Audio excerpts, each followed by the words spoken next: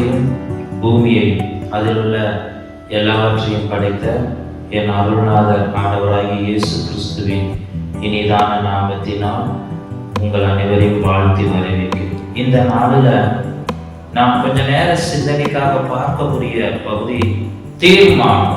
வருட கடைசியில வந்திருக்கிறோம்னா, இந்த வருட கடைசியில நீங்களும் நானும் அநேக தீர்மானங்களை இந்த வருட ஆரம்பத்துல எடுத்திருப்போம்.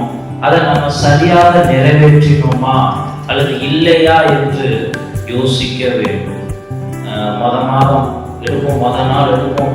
ஆண்டவரே, இந்த வருடம் முழுவதும் நான் சரியாக வேதம் படிப்பேன், அனுதினமும் 1 மணி நேரம் டெய்லி உண்மை தேடுவேன், உமக்காக இத்தனை பேர் ஆலயத்துல கொண்டுட்டு வந்து சேர்ப்பேன், நாம மகிமைக்காக செயல்படுவேன், இதை செய்வேன், இதை செய்ய மாட்டேன் என்று சொல்லி வைராக்கியமாக இருந்து ஒரு தீர்மானங்களை எடுத்திருப்போம்.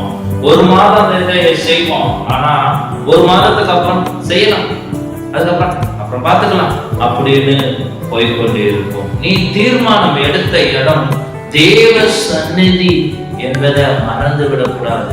என்னால எடுத்தேன் ஆனா முடியல அப்படின்னும் நீ சொல்லக்கூடாது. இதை கேட்டுக்கொண்டு இருக்கிற பிரியமானவர்களே, 2025 வருடம் நம்ம அநேக காரியங்களை குறித்து தீர்மானம் எடுக்க காத்திருப்போம். பொருளாதார ரீதியிலும், நம்மளுடைய ஆவிக்குரிய காரியத்திலும், நம்ம குடும்பத்திலும், நம்ம அடுத்து வருகிற எல்லா சூழ்நிலைகளிலும் ஒவ்வொரு தீர்மானங்களை எடுத்து செயல்பட இருப்பதற்கு முன்பு தேவ சந்நிதியில வந்து, ஆண்டவரே, இந்த தீர்மானத்தை நான் எடுக்க போறேன், இந்த தீர்மானத்தின்படி நான் வாழவும், அந்த தீர்மானத்துல நான் உறுதியாக இருந்து வெற்றி பெறவும் உம்முடைய பலனும் உம்முடைய கிருபையும் கொடுங்க ஆண்டவரே, எனக்கு உதவி செய்ய ஆண்டவரே என்று சொல்லி தேவ சந்நிதியில ஒப்பு கொடுத்து அர்ப்பணித்து விட்டு தீர்மானம் எடுங்களே.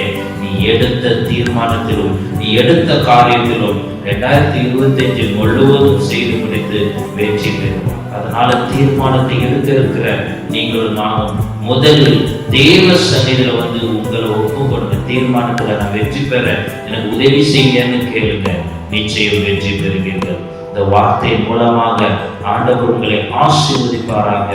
ஆமென்.